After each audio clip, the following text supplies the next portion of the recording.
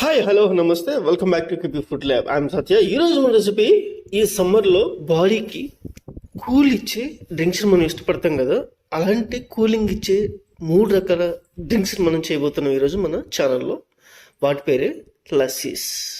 3 types of lassis ఈరోజు మనం చేసుకోబోతున్నాం.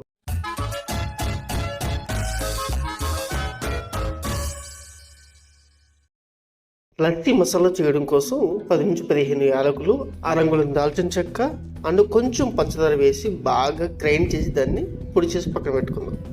ఫస్ట్ మ్యాంగో లస్సీ చేద్దాం. దానికోసం ఒక మీడియం సైజు మామిడికాయ ముక్కలు పండినవి కట్ చేసుకుని వేసుకుందాం.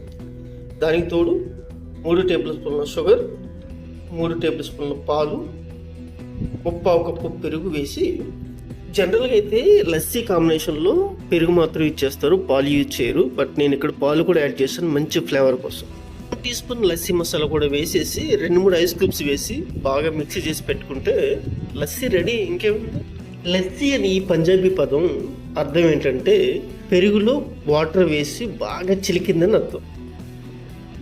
ఇప్పుడు బనానా లస్సీ చేద్దాం. దానికోసం పండిన బనానా 2-3 తీసుకుని కట్ చేసుకుని మిక్సీలో వేసుకుందాం.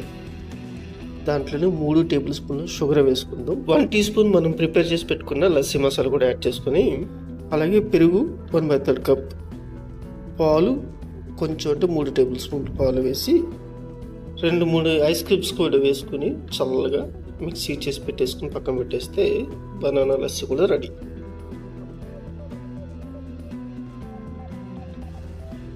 నెక్స్ట్ జామకాయతో లస్సీ.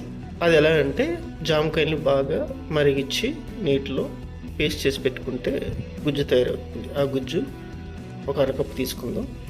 దాంట్లో 1/4 కప్పు పెరుగు, కొంచెం పాలు, ప్రిపేర్ చేసుకున్న లస్సీ మసాలా, 3 టేబుల్ స్పూన్ల షుగర్ వేసేసి 2 ఐస్ క్యూబ్స్ వేసి, ఇది కూడా సేమ్ ప్రాసెస్ కర్రమని తిప్పేస్తే జామకాయ లస్సీ రెడీ. ఇక్కడ మనం చేసిన ఫ్రూట్స్ అన్నిటిలోనూ మ్యాంగో ఒకటే మంది, జామకాయ మెక్సికో నుంచి వచ్చింది, అలాగే ఈ బనానా అనేది గినియా నుంచి వచ్చింది. అదన్నీ మ్యాటర్. లస్సీస్ బాగా నచ్చితే మీకు తప్పకుండా ఒకసారి అయితే ట్రై చేయండి. అలాగే కంటెంట్ నచ్చితే కనుక please share, subscribe, like and comment, share with your family and friends.